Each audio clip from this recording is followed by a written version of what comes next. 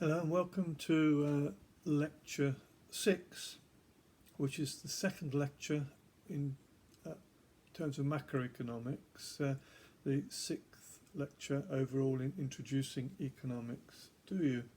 The previous lecture, the first lecture on macroeconomics, was really to do with what an economy is, how you measure it, how useful measurements are, and what these measurements can tell us as they change over time and between countries. Today we're going to look a little bit about the models and the debates behind the theories of macroeconomics. Again, fairly simplistic, but one of the important points is that all economists at the moment agree that we live in a capitalist system. How much longer, of course, is another matter, but they believe we live in a capitalist system, and I've already split them up, if you like, into two camps. One camp is the less interventionist group of economists, and the other camp is the more interventionist groups. Now, the more interventionist economists, they tend to think that capitalism has weak self-regulatory powers, and it tends to drift through cycles of booms and depressions, and it can sink into periods of what they would like to call under full employment equilibriums, where you have low growth, and then other times it might boom until something turns it down again. So they do really believe that it is necessary for a third party, advised by the economists of course, should manage the system and make it more stable and more secure. The other group of economists, the less interventionists, go, no, that's wrong. Capitalism is fundamentally stable, and it is the best way to bring about growth and create more equality. And in fact, what you've observed when you look at instability in the capitalist system is instability caused by government intervention, trying often to create more growth and create more stability, the very opposite result of what they want. And it's reasonably easy to explain this difference by looking at a few simple models. So I'll do my best to go through them, and again, sorry for the rather amateurish presentation, but hopefully it will give you the idea of what you've got to read and how you've got to think to take this forward to the next stage. Now, the first thing that we're actually going to look at is the flow of income, called by Keynes the circular flow of income, and it's a reasonable starting position to understand what's going on. And there are, or I'll show you very briefly, 2-sector models, 3-sector, 4-sector, and 5-sector models.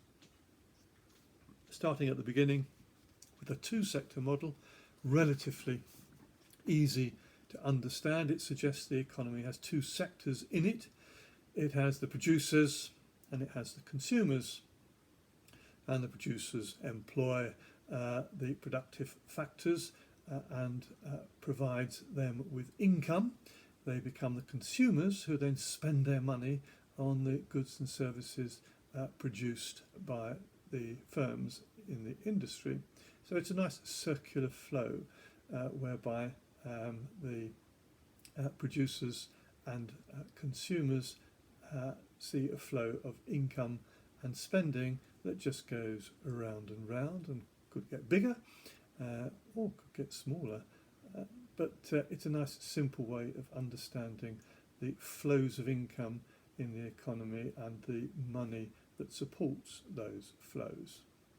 Now, of course, particularly as you get a richer economy, not everyone spends all of their income. So the best way to explain this is if we think of a 3-sector economy here, where you've got the same flows between producers and consumers, but if consumers say want to set aside some funds for the future, for their holiday, for their pension, whatever it may be, they may want to save a proportion of their income.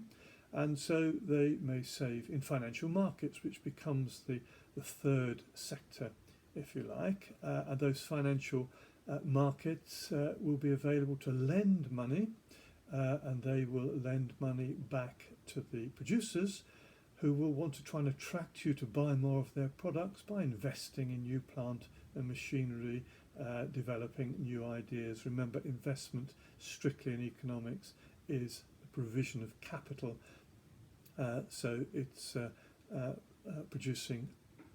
produced means of production that will eventually expand the economy and cause it to grow. So in a three-sector model, you have a financial sector which is drawing out the savings of particularly the consumer sector and recycling them back to producers.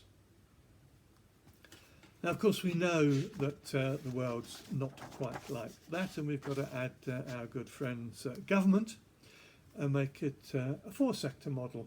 So we have our three sectors doing exactly what they did before, but we have other flows once we introduce government, and those flows are really tax flows and spending flows, which go in and out of both sides. Producers and consumers pay tax, and they also find government spending money on both sides of that equation. So you've got four sectors, so you've got things flowing around in the economy between producers, consumers, governments, and financial markets. And then last of all, we know we live in a world which is an international world. We can sort of think about there being five sectors in our economy, with all of these flows taking place. And exports flow out of the economy, but the income flows back into the economy, whereas imports, it's the goods which flow into the economy, and it's the income that flows out of the economy.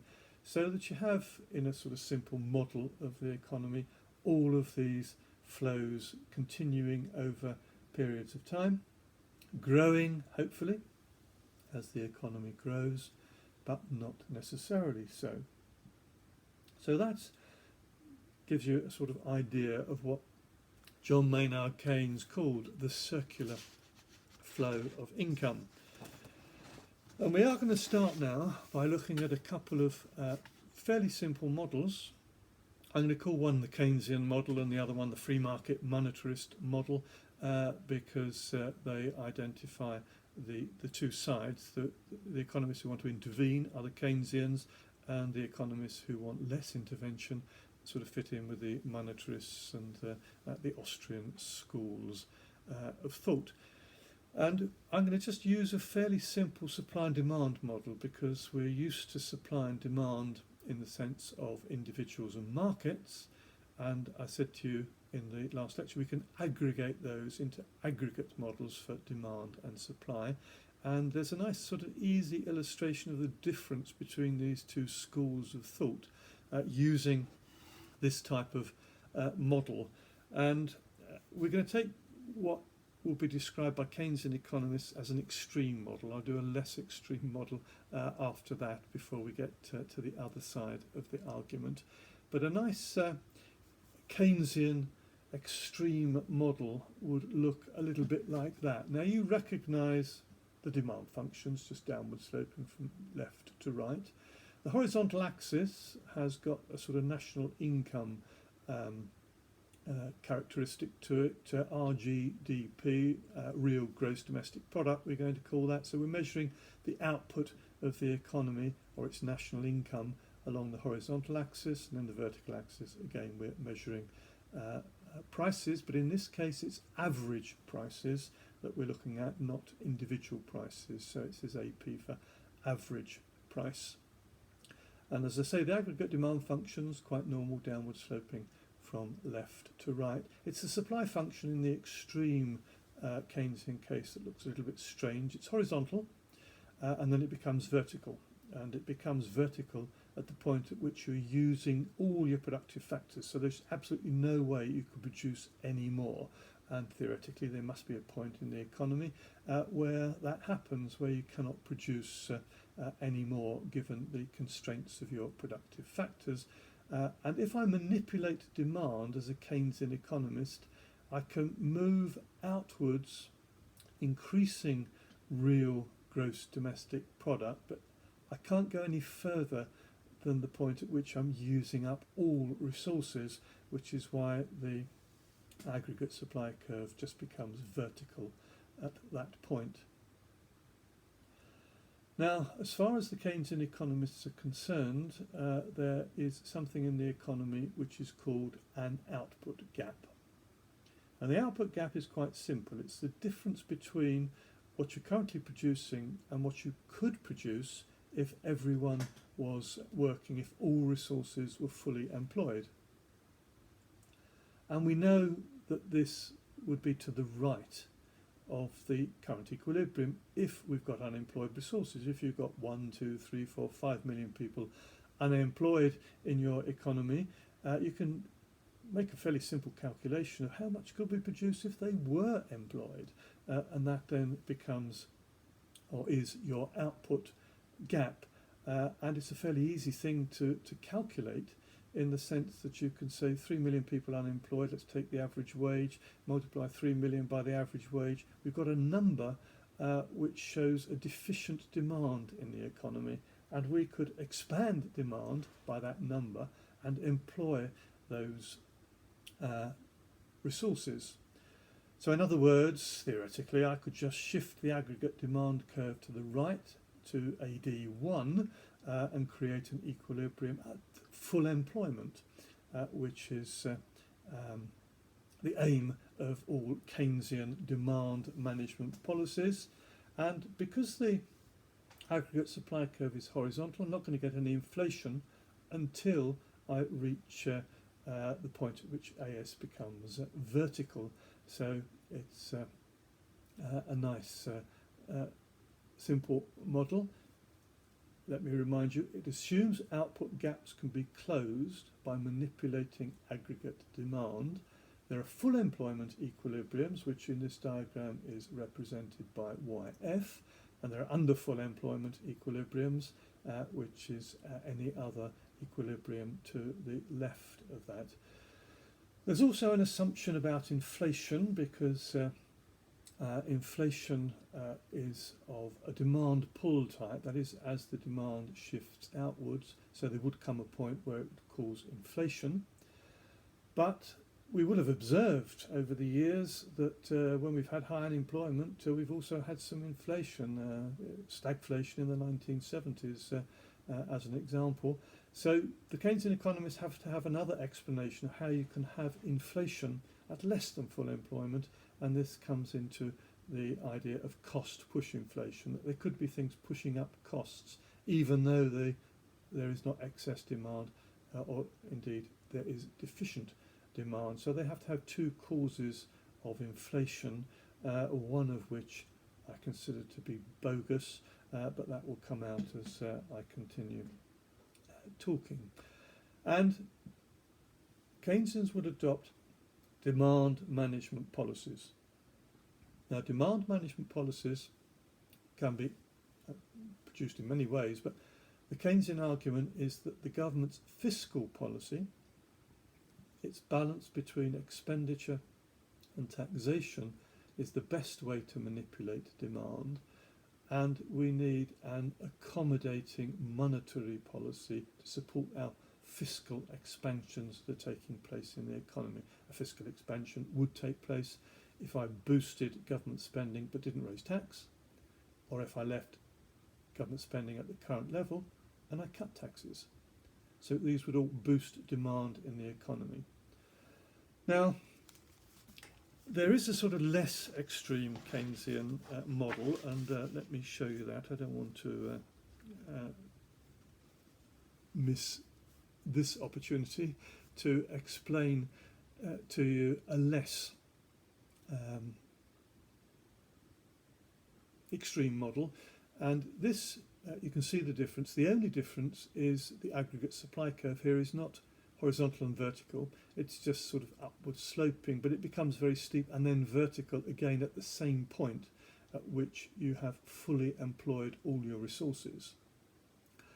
But here we've got a trade-off. So if we had an equilibrium was YE, and if a target for full employment would be to the right of YE at YF, we could boost aggregate demand here, but there's a trade-off.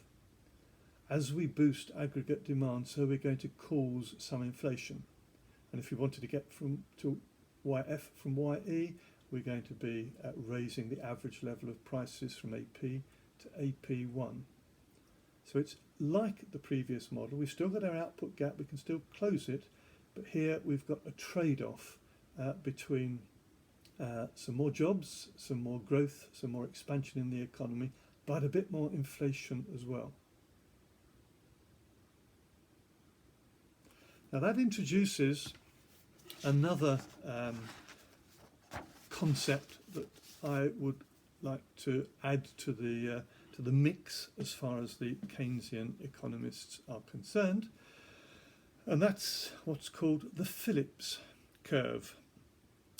Now, Professor A.W. Phillips produced a functional relationship which was later used in modelling by governments and named the Phillips curve, and it looked, if you like, at the trade-off that we've just identified between inflation and employment levels.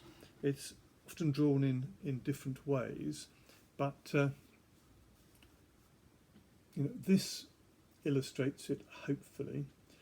You've got on the right hand side here a vertical line which gives you inflation and deflation, and you've got a horizontal line which gives you 100% employment of all of your resources, going away from that to less and less employment.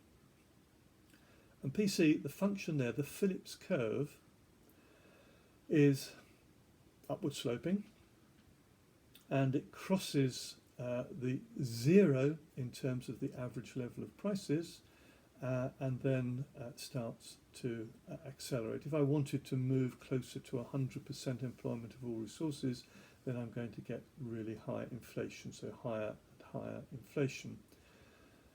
And this leaves these economists of the Keynesian persuasion to think about what they refer to as the NAIRU, which is the non-accelerating inflation rate of unemployment.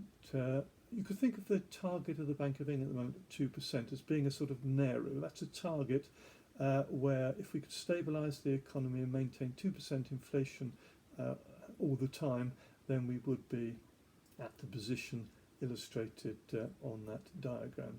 So basically, if you're moving towards 100% employment, you're going to get a trade-off, more inflation. If you move away from that, then you're going to get less inflation, and at some point you could end up getting deflation if you were causing more and more unemployment. Now, I won't say a great deal about this here, but there is a nice article on my blog that you can read, because this is actually not the Phillips curve. It's not the curve envisaged by Professor A.W. Phillips when he produced his curve that was really taken over by Keynesian economists, and it's thought of as the Phillips curve, and it's referred to by the Bank of England and referred to by the Federal Reserve when they talk about the trade-off between more jobs and more inflation. The actual work by A.W. Phillips was a relationship, a functional relationship between the level of employment and the level of wages. It's nothing to do with the average level of prices, and he just showed in his research something quite simple, as you would expect, that as you get more and more people employed, wages tend to rise. Obvious. If suppose you've got very high unemployment to start with, big pools of unemployed labour, producers can employ these people at relatively low wages because their alternative is being unemployed. Once you get closer to everyone being employed, if you then want to employ more people, you've got to bid up the price of the wage and attract labour away from other businesses because there isn't that pool of unemployed labour. So what he showed in his research was something which I would describe as fairly obvious, that as you get closer and closer to full employment, so wages tend to rise, and as you get further away, as unemployment rises, so wages stabilise and even fall. That was his curve. And of course, if you're a believer in cost-push inflation, which I'm going to explain to you a little later on in this course is wrong, then of course you could quite easily transpose wages falling and rising into inflation and deflation, and that's more or less what happened.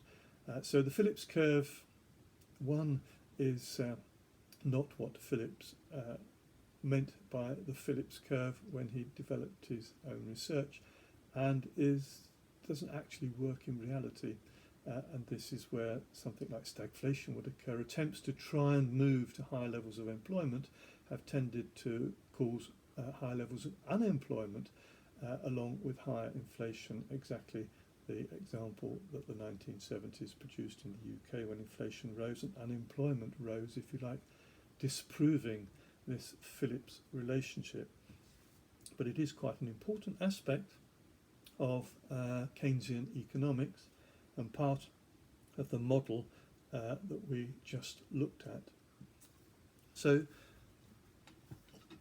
we now understand the Keynesian side of the argument, and we understand what is meant by a Phillips curve. Now, let us go to the other side of this and try and understand what the less interventionist economists would say about this model. The model's more or less the same except for one critical difference, and that's the shape of the aggregate supply function, the total supply within the economy and its relationship with total demand, because their model has an aggregate supply curve which is vertical, not horizontal or upward sloping from left to right, it's just vertical. And where AS, the aggregate supply curve, cuts the original aggregate demand curve that we've got on this diagram, then you get YE, you get an equilibrium level of national income. And it also says YEN because the argument is that this YE is the natural level of unemployment for an economy, or the natural level of employment, whichever way you wish to identify it. And economies where you don't intervene will settle at this natural level of unemployment, which we've called YEN. And this natural level of unemployment changes over time, is different between countries. There's nothing fixed here, it's not a number that we can identify. I suppose let me illustrate. Suppose you were looking at two countries and one country had very high welfare benefits, supported people who were unemployed, then you would expect to get a higher natural level of unemployment compared with a country that, shall we say, had no welfare benefits at all. And if you didn't work, you starved and you died. In that country, the natural level of unemployment would be very low. So it's the factors, the institutional factors in countries which would determine for any individual country what its natural level is. It's not of nature, this natural level, it's of all the institutions in that country create a situation which will cause that country to settle at its natural level of employment. Now, of course, in exactly the same way, you could have an idea, a concept of a fuller level of employment to the right of that, and that fuller level of employment, again, easy to identify, because if you've got 1, 2, 3, 4, 5 million people unemployed, you can say, if we can employ these people, then we would have a larger real gross domestic product, a larger income from the people and the resources that are at work in this economy. However, what it says is it cannot manipulate demand to achieve that. You try and manipulate demand up or down, and all you will get is inflation or deflation. So shifting any demand, in other words, demand manipulation, demand management, Keynesian demand management, it does not work. All it will do is cause more or less inflation or even deflation. But we've identified the output gap, it's there. All that we're saying is it cannot be manipulated away by demand. You can get rid of it because you could shift the aggregate supply curve over to the right to AS1 by changing those factors in your economy that cause the natural level to be on this diagram where YE is. Again, using our example, you could change the conditions of welfare. That would change your natural level. You might want to change the balance of power between producers and trade unions. There are a number of things that might cause your natural level to be where it is, and it may well be that you can manipulate supply side factors and shift the aggregate supply curve over to the right and close your gap. Now there is a sort of dashed line there, because if I was able to use supply side factors to shift the supply curve over to the right, then if I wanted to avoid deflation, if I wanted to keep the average price level stable, then I would need to make sure that the money supply grew significantly to cover any growth in output, which would effectively take AD to AD1. But that's an accommodating thing. It's not something that will actually cause anything to happen on its own. It's already happened. The supply side factors have shifted the condition of supply in the economy, so much so that I want to accommodate that by expanding monetary demand to avoid deflation or to maintain stable prices. So there you have it. That's the difference between the interventionist, more interventionist, less interventionist economists. The more interventionists think you can manipulate demand in the economy to create growth, to create more jobs, to bring about a higher level of employment. The less interventionist school of thought says, well, no, you can't. You can't manipulate demand because the aggregate supply function doesn't look like you Keynesians think. It's vertical. So no manipulation of demand will do anything other than cause problems. If you want to do anything at all, you've got to change the whole structure of your economy if you want to have a higher level of employment, and therefore it's totally different policies that are required if this is the right diagram as opposed to the other diagram.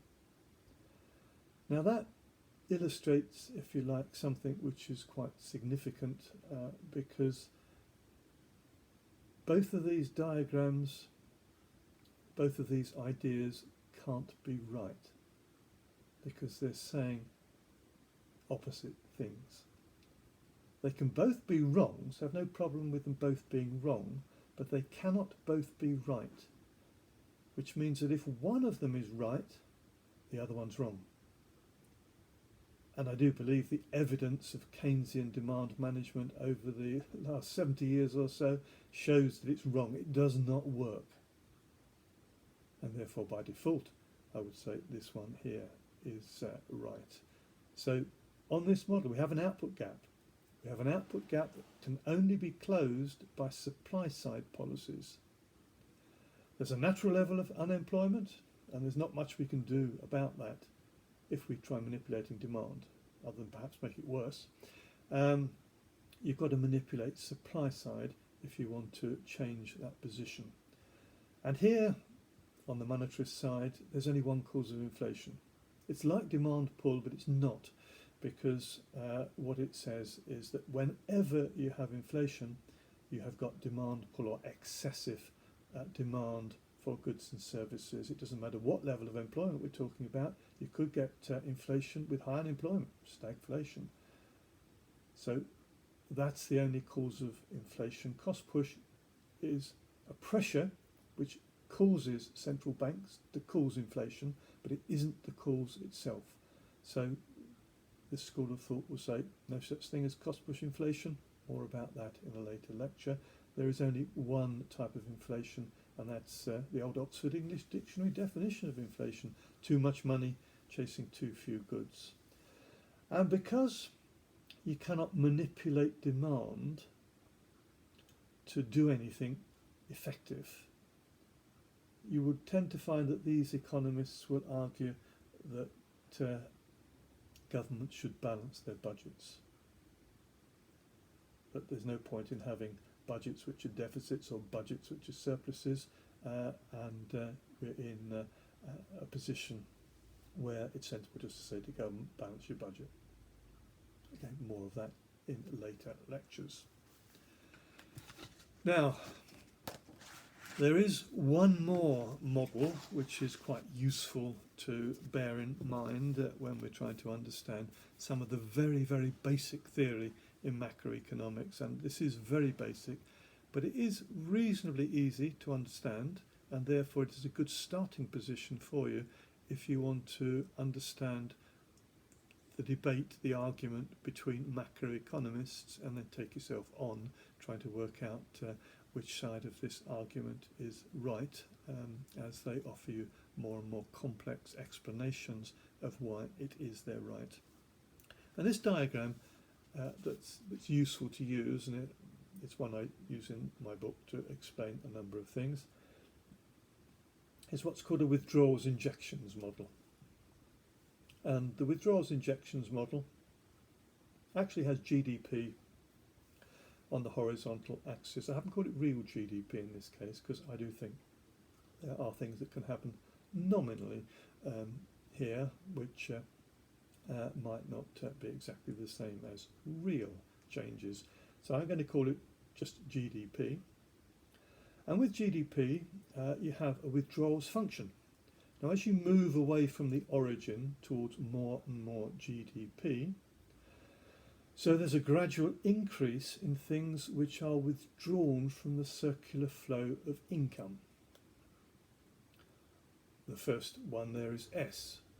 There's a savings withdrawal from the income, and the next one is, put the government in there, is tax, so that you've got a tax take as the government removes some of your income to spend on your behalf. And then you've also got, as your income rises, an increased demand for imports because you want to buy things from other countries as well as your own. So as your GDP, as your national income rises, so you get more withdrawals from your circular flow. The withdrawals function doesn't actually go through the origin of the graph because there would be a certain amount of GDP, if you like, or income that would take you up to the point of subsistence before you could start doing anything in the way of savings or paying taxes or anything like that. But it basically looks like that. Now the injections function, J, is, in this case, just to make things easy, not quite always like this, it's parallel to the horizontal axis. And it's got three opposite functions. One, the opposite to savings is investment. To taxation, it's government spending. To imports, it's exports. And all those things flow back into the circular flow. So injections are firms putting money back into the economy to build more capital. Government spending is governments putting money back into the economy that they've taken away from you in the form of tax, and exports are a flow of income back into your economy as you sell goods abroad. So that withdrawals injections model is quite useful because, let me move to the next diagram and show you what I mean. It explains a concept which is interesting, called the multiplier. Now, if we were thinking about YE and YF again, so we've got an equilibrium level of national income, which is where withdrawals equal injections, because for it to be stable, what's going out of the flow must be equal to what comes back into the flow. So we get an equilibrium at YE. And suppose we wanted to have an equilibrium at YF. Is there anything we could do to achieve this? Well, Keynesian economists will say, yes, there is something we can do to achieve this. And one of the things we could do is have an unbalanced budget. Let's budget for a deficit. Let's spend more money and not take any more taxes, or let's spend the same amount of money and cut your taxes. Either way, that would shift the J function vertically upwards. And you can do the same thing with W. You can reduce W or increase J. Both will have exactly the same effect, but the explanation here is increasing J. We shift J to J1. And that little triangle J is the delta J, the change in the injections.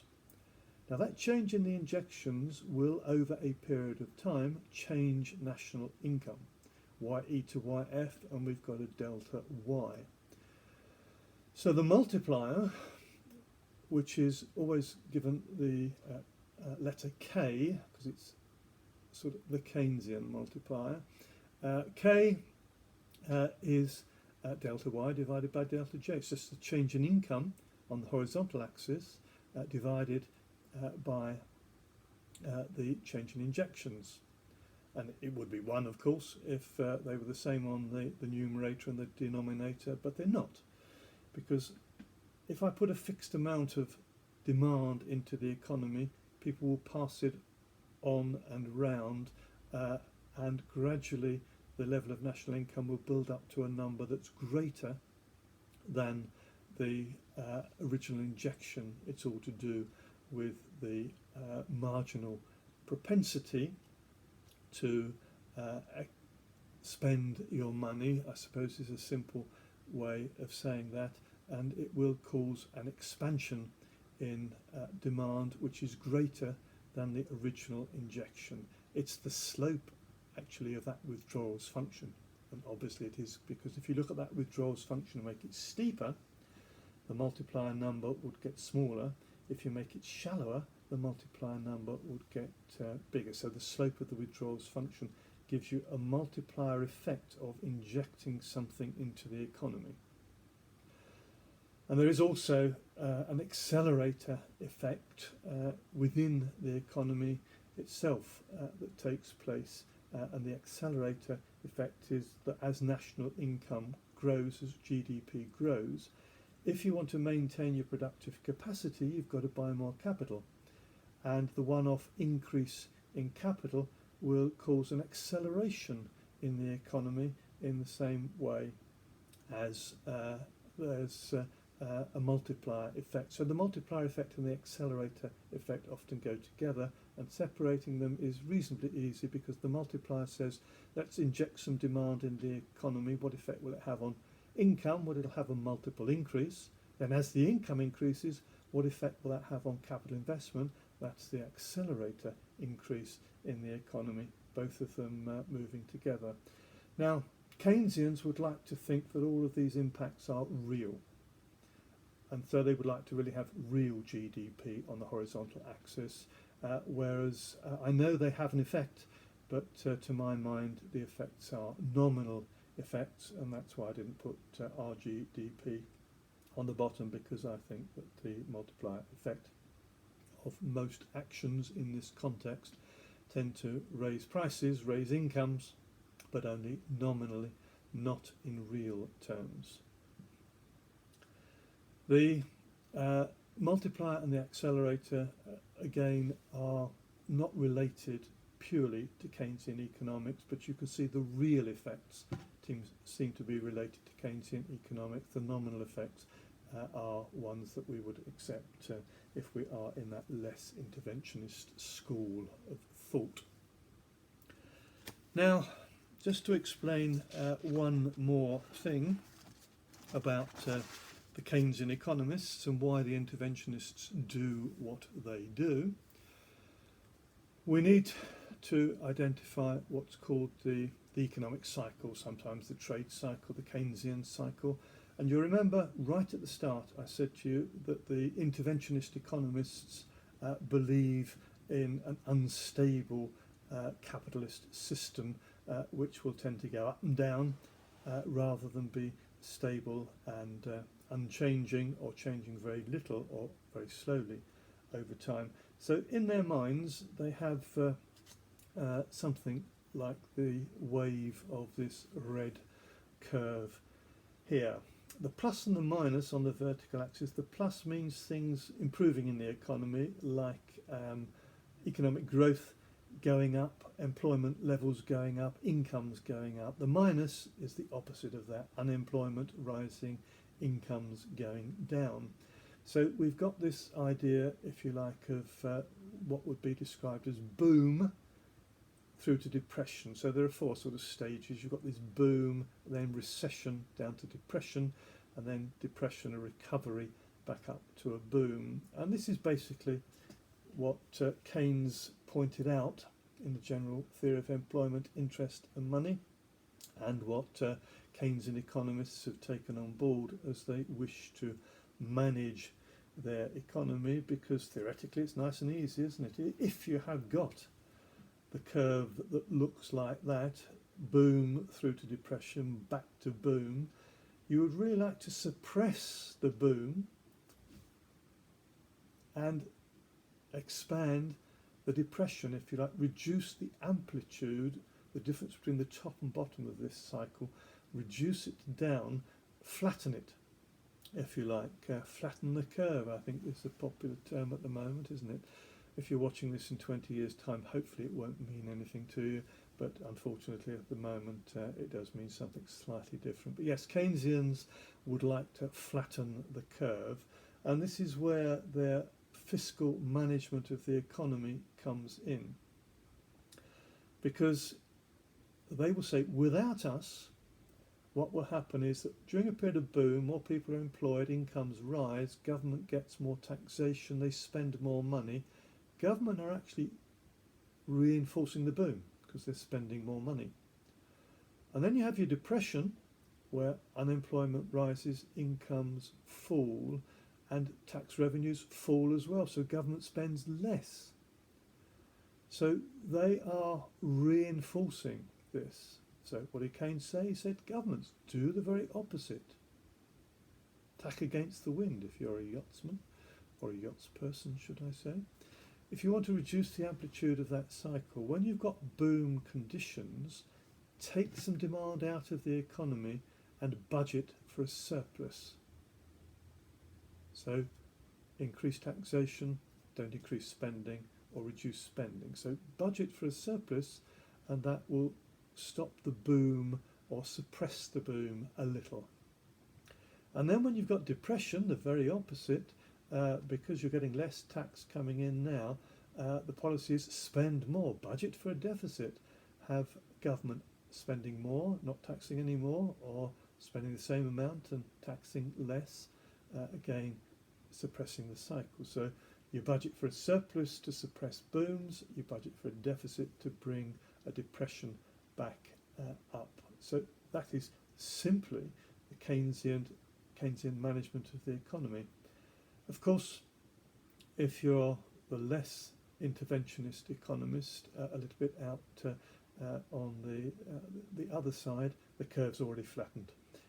It's a flattened curve which is like this, because governments have already tried to do things. They've mismanaged, or there've been wars, or there've been monetary contractions that have been caused by one thing or another, or there's been a pandemic or something like that. All of these things interfere with what the less interventionist economists would think is a fairly stable situation for an economy which doesn't fluctuate over time. Another article on my blog you can read about what really causes fluctuations in economic activity, and it isn't of the sort that needs manipulation of budgets and demand management of the economy. So that is the end of the lecture. We just sort of introduced a few concepts to you. Hopefully you can see the difference between the arguments of more intervention and less intervention if you just think of the shape of the aggregate supply function. If the monetarists and Austrians are right, then you can't manipulate demand. If they're wrong, the Keynesians are right, you can manipulate demand. And along with that, we need to think of withdrawals, injections, models, multipliers, accelerators, and aggregate demand and supply curves. So I hope that makes sense, because we're now getting a little bit more argumentative in what we're doing, and we will move in the next lecture after this to look a little more carefully at the problems that do exist in the economy at a macroeconomic level, and therefore once again the arguments which are being used to say this is how you solve the problem, and others say no, it's not how you solve the problem, you do it this way. That's the fun of economics, is trying to work out who's right and who's wrong, and think about things very objectively. What you must never do as an economist is say what governments want to hear or what politicians want to hear, because we know what they want to hear. They want to hear they can spend more money and cut taxes, don't they? But that's not always the right way to do things or the best way to do things. And as economists, I do want you, as you think this through, to give good advice to government, not popular or populist advice to government. So thank you very much for listening.